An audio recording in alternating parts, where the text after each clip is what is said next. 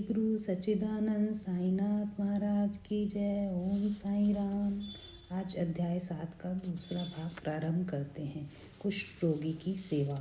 माधवराव देशपांडे के द्वारा बाबा का हाथ जल जाने का समाचार पाकर श्री नाना साहब चंदोरकर बम्बई के सुप्रसिद्ध डॉक्टर श्री परमानंद के साथ दवाइयाँ, लेप, लिंट, महरम और पट्टियाँ आदि साथ लेकर शीघ्रता से शिरडी आए। उन्होंने बाबा से डॉक्टर परमानंद को हाथ की जांच करने और जले हुए स्थान पर दवा लगाने की अनुमति मांगी। ये प्रार्थना अस्वीकृत हो गई।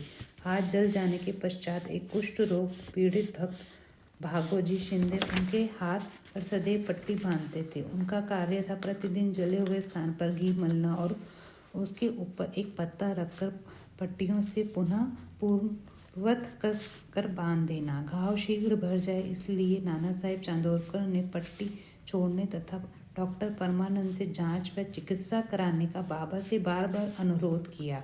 डॉक्टर परमानंद ने भी अनेक बार प्रार्थना की, परंतु बाबा ने यह कहते हुए टाल दिया कि केवल अल्लाह ही मेरा डॉक्टर है।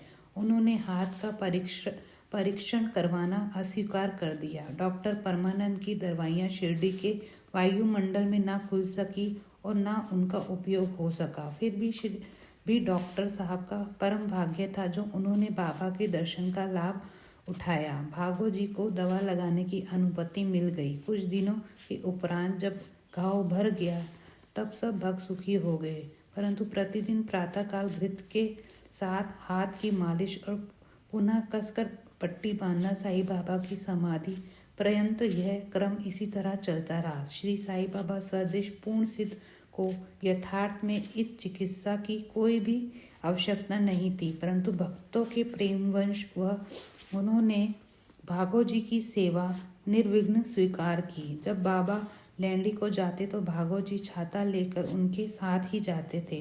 प्रतिदिन प्रातःकाल जब बाबा धूनी के पास आसन पर विराजते तब भागो जी वहाँ पहले ही उपस्थित रहकर अपना कार्य प्रारंभ कर देते थे। भागो जी ने पिछले जन्म में अनेक पाप कर्म किए थे, इस कारण वे कुष्ठ रोग से पीड़ित थे। उनकी उंगलियां गल चुकी थी और शरीर पीप आदि से भरा हुआ था, जिससे दुर्गंध भी आती थी। यद्यपि बाह्य दृष्टि से वे दुर्भागी प्रतीत होते थे, परंतु बाबा का प्रधान सेवक होने के नाते यथार्थ में वे अधिक भाग्यशाली तथा सुखी थे। उन्होंने बाबा का सानिध्य का पूर्ण लाभ प्राप्त हुआ।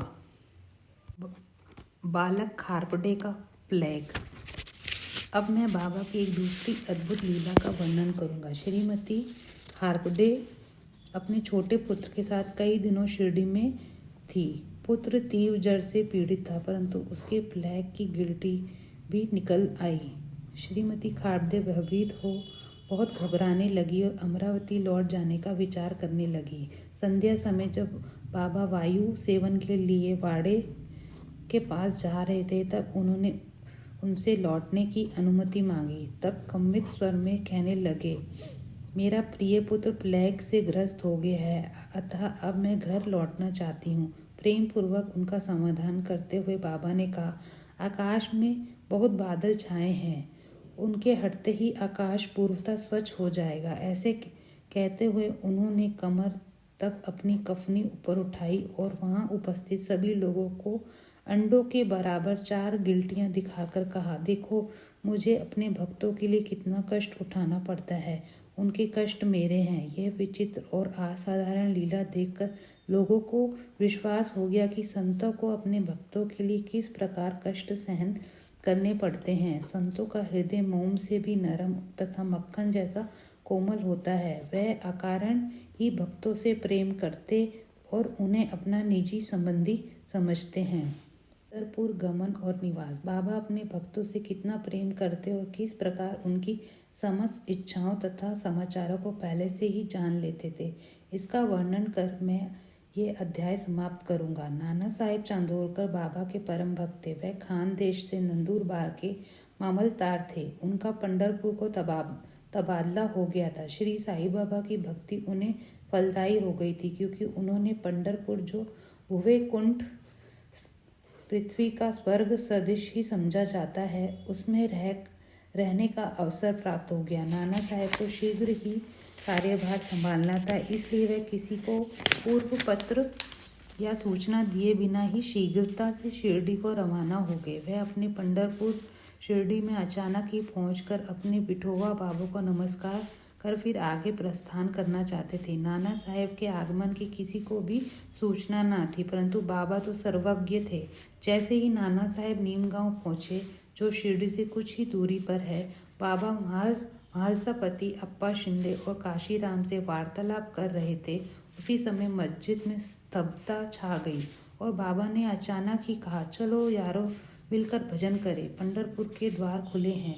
ये भजन प्रेम पूर्वक गाए। पंढरपूरला जायचे तिथेच मजला राहायचे, तिथेल मजला राहायचे, घरते माझ्या रायाचे। सब मिलकर गाने लगे। बाबा, मुझे पंढरपुर जाकर ही रहना है, क्योंकि यह मेरा ईश्वर का घर है। बाबा गाते गाते जाते और भक्तगण उसे दोहराते जाते। कुछ समय में नाना साहब ने वहाँ सकुटुंब पहुंचकर बाबा को प्रणाम किया। उन्होंने बाबा से पंढरपुर पधारने तथा वहाँ निवास करने की प्रार्थना की। पाठ श्रवणों, अब इस प्रार्थना की आवश्यकता ही कहाँ थी। भक्तगण ने नाना साहब को बतलाया कि बाबा पंढरपुर वास के भाव में पहले से ही थे।